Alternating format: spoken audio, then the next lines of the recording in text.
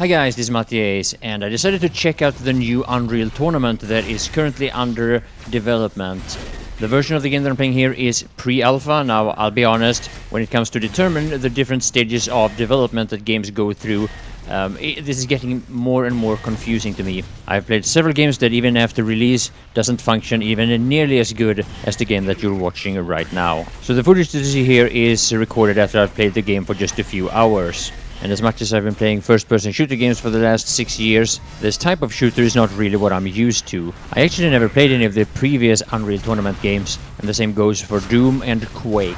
So now the reason why I'm making this video is to let you know that if you want to try this game out, this game is free to play. You can just download it, play it, and decide for yourself what you think about it. Now, at this point in time, I think there are 2 game modes available. It is either capture the flag or what you see here, a regular deathmatch. I just joined a quick match, as what it's called, and for the majority of the time I've mostly played against bots. And that's what the game does. If there isn't enough players, they will fill out the rest of the remaining slots with bots. And as of now, I'm not gonna lie, the AI of the bots are not really that well made yet. But as I said, this is a game under development. So now one of the things that I found quite interesting about this game was that all the weapons, or at least almost all the weapons, have a secondary mode that makes basically every weapon into 2 different types of weapons.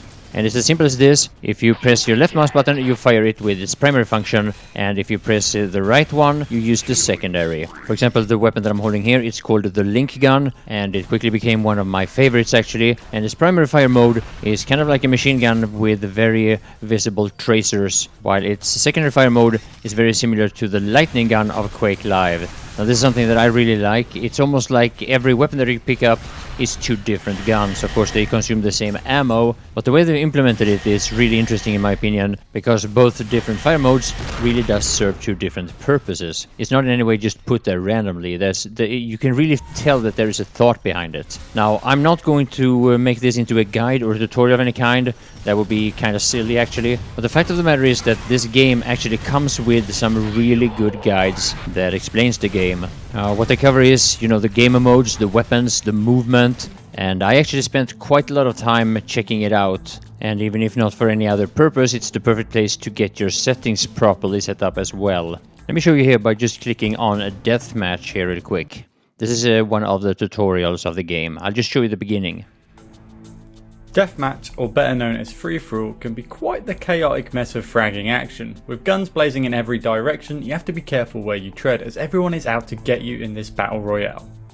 Your main objectives are to blow up anything that you see that moves. At the end of the game, the player with the highest frags wins. Each map has various items that can assist you in your fragging needs, such as health and armors to minimize your incoming damage, power-ups to help you frag faster and harder, and an array of deadly weapons to choose from. The problem is you have to go out of your way to find them. Yes, aside from several really good guides, the way you can customize your settings is also really well made. I mean, just look at this. Mouse sensitivity, for example. This is one of the things that many of us believe that we can take for granted, and very wrongfully so. Now here, aside from having a slider, you can also adjust your sensitivity by typing the numbers with up to 6 decimals. Now, if you want mouse smoothing, you can turn it on. It is off by default, of course, which, yeah, of course I'm saying that as if most game developers understood this, which we know they don't. Now, if you want to use any kind of mouse acceleration, you can also turn that on, and you can also adjust it. So not all other game developers out there, this is how you do it. If you do it any other way, you're doing it wrong. Now, the thing that has caused the most in-game confusion for me has been the key bindings for the different weapons. Now, obviously, this takes a while to learn and get used to with each new game that you play, but since you can customize this as well, I would suggest you to do so. Check it out and put your favorite weapons on the keys that are the easiest for you to reach. At least that's my suggestion. And yeah, by a key I mean the numbers 1 to 0. And keep in mind that you can have several weapons bound to the same number key. They create a weapon group, that's what it's called in game. And I think this is something that works really well. It is of course a matter of getting used to. Now keep in mind, when you pick up a weapon, if that one has higher priority than the one you hold in your hands, the game will automatically switch to that weapon, unless you untick that function, of course. You see that on top of the screen here, right under weapon settings. I think I might actually do that. You can of course also change weapon priority based on your own preferences. Now you also have a whole bunch of different crosshairs to choose from, and aside from just changing the crosshair, you can also change its brightness and its color. It really is surprising how few games you actually can do this with. Now the shape and the color of your crosshair has a massive impact on the visibility of the game, which of course also has a massive impact in your experience with that game. Basically what it comes down to is you want to minimize the amount of shit that blocks your view. Now this game is fast, it's fun and it's action-packed, but unless you have a lot of experience with similar games before, it might actually take you quite a while to learn it, well depending on how well you want to learn it of course. Now some of the things that you probably want to prioritize is the spawn locations of valuable items, weapons and power-ups or such, as well as the different pieces of armor and anything that will give you healing. Now, hopefully you will be able to do this without facing too experienced players too early on. But I think it goes without saying that this game has a very competitive nature. For example, ESL, Electrosports League, has already announced that they will host this game for tournaments and brackets, even though the game is far from finished yet.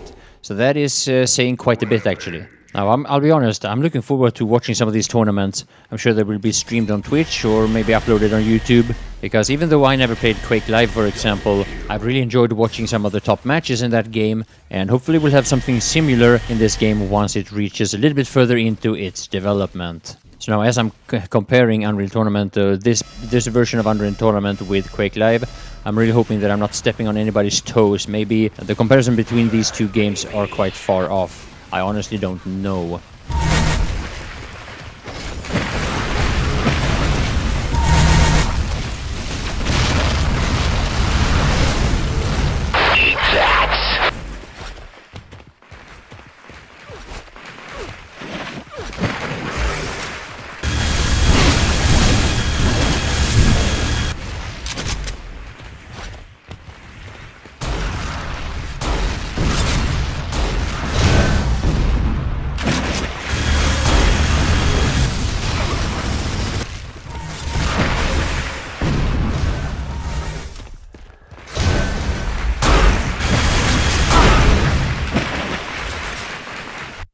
So now with all these futuristic weapons that probably has most of their origin from science fiction, I think that for a lot of players the most recognizable weapon is going to be this sniper rifle. And I know I mentioned that most weapons had a secondary fire mode. This one does not. If you press the right mouse button having this weapon equipped, it will do what sniper rifles does in almost every game. You will zoom in using the scope. Now personally, I almost never do that. The game is just too fast for that in my opinion. And as far as I know, the weapon is perfectly accurate even if you just hip fire. This is also probably one of the most satisfying weapons to use if you do well with it. So now, as far as I know, a lot of the game types that are similar to what you see here, they don't really register headshots at all. The way it works is that you deal equal amount of damage no matter where on your enemy you hit them. As far as I know, you can only get headshots with this very sniper rifle. Maybe I'm missing something, or maybe it's just because of the game being in such an early part of its development. So what I've shown you so far in this video is the stuff that I recommend you to start with. Spend some time with the tutorials, learn the weapons, learn the movements, and play against bots for a while. Because once you start playing against other players, especially the ones who are a lot more experienced than you, things are going to be very different, and you might actually just quit the game out of frustration if you start with this too early on. So even if you feel like you can do pretty good in games like the Battlefield games or Counter-Strike, Call of Duty, that type of games, this is very different. For example, my experience with the Planetside 2 and the Battlefield games, it transferred over very well to, let's say, Star Wars Battlefront. And even on the pure infantry map that we played in the beta, I could over and over get 20 plus kill streaks. In a game like Unreal Tournament, for example, I'm not doing nearly as good. And part of that is because this requires a different playstyle that I'm just not familiar with. Anyway, before I end this video, I'd like to show you a little bit of gameplay from, well, this is still deathmatch, but this is only versus other players. And hopefully this video will give you an idea of what this game is about. Maybe this will help you decide whether or not you're gonna pick this game up and try it out. So yeah, that's gonna be all for the post commentary, and yeah, I want to thank you all for watching.